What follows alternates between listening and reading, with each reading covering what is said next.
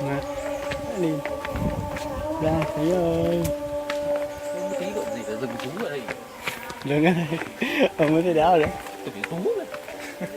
Công nhận rừng này mà đã có bậc này đi đã thích rồi. Lại quay cạnh Silent Hill cũng được đấy. Silent Hill. Silent Hill đường đẹp này á. Đẹp lắm đấy. Đéo biết rồi. Đường kia đúng rồi. Nào. Bọn nó đi đường kia kìa. Ừ, đây tôi thấy đường ấy có vẻ dẫn đi xuống mà. Hình như là đấy là đường khác để lên. Tôi đoán thế. Cái đường này như lên đây. Tôi không biết đâu. Đường vòng nó lên đây mà. Lên đi xem nào. Thì cứ lên đi. Đường bên này này. Tôi thích đi đường này cơ.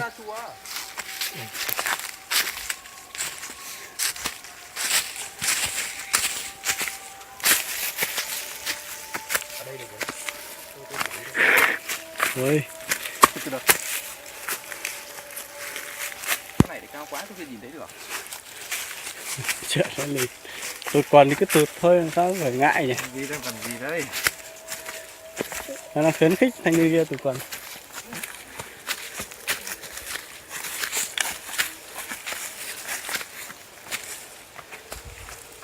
Đấy có đường này. Đéo thì bắt đầu mình Lên tiếp. Quất không? Lên tiếp. Chơi. Ô xít. Chơi. Ông đi tôi phải quần cho đi xuống. Đừng. Thôi ông ở dưới đấy đi. Không, tôi phải đến xem không phải quán. Nhà được có giao thông suốt ngày giờ vẫn còn hẹp à? Có phải việc của anh không? Chân vô đây được không? Hình như đấy cái này nó dẫn đến nhà vệ sinh. Phải là mong ước rồi đéo nữa. Cảm ơn em. Rồi, tôi sẽ xử lý chỗ này. Ok. Đây là đấy. Có đi. Lên đây nghỉ.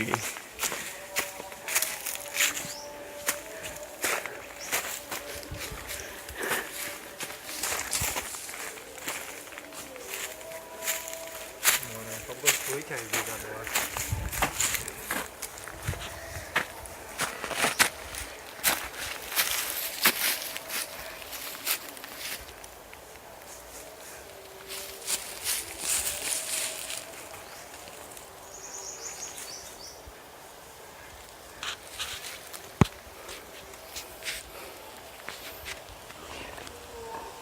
Chúng ta được chiêm ngưỡng cảnh nhà Tú Anh Tất Y.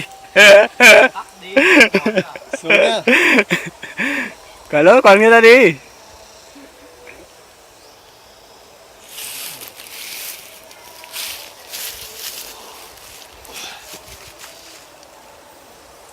Cảnh anh Khánh mất sổ hạo.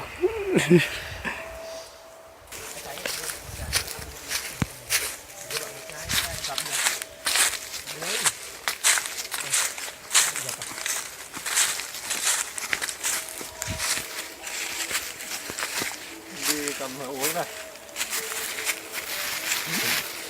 Cái này dùng rồi. Chuyện quá cơ. Một cười rất nham hiểm. Ngã luôn đi. Cho ngã luôn này. Anh Khánh mắc trên này để bóc à? Đi được đường anh Khánh dẫn không? Không.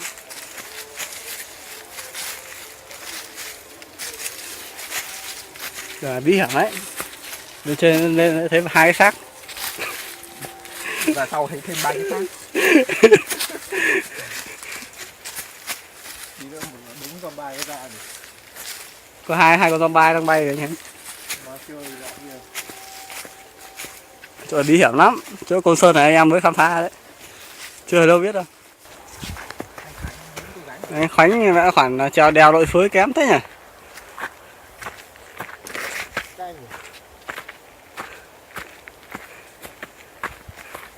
Rồi. Xì tin thế.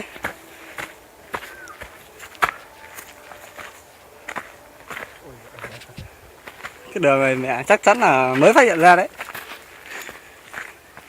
Chính em phát hiện ra này. Mới phát hiện cái lồi.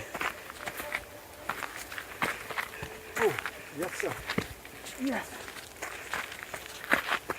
Sắp lên đỉnh chưa?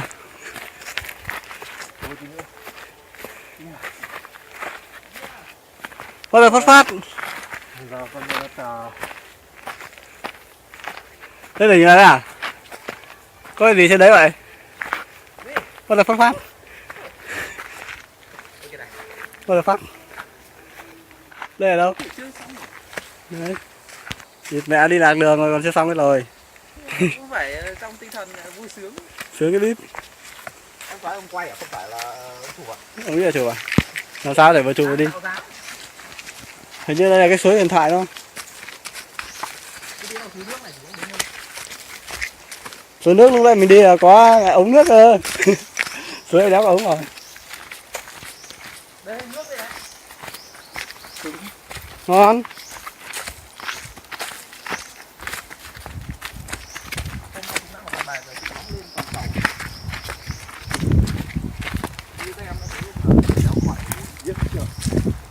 Hình như đấy là đường lên này.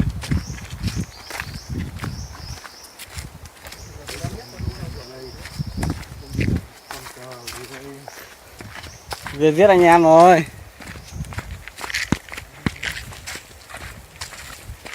Dẫn đường này chết người rồi.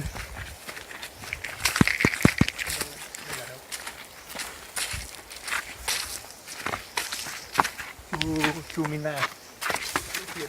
Chumina, hit me. Ngầu cao không? Tôi thấy đừng cào vòng nữa, hổ sợ chạy đấy. Cá bom ngầu.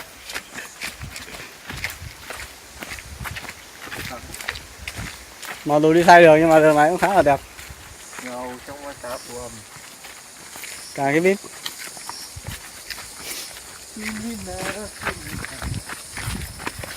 Chumina, hit me. Nước một đôi mai nó mọc lên. Cái dẫn đầu.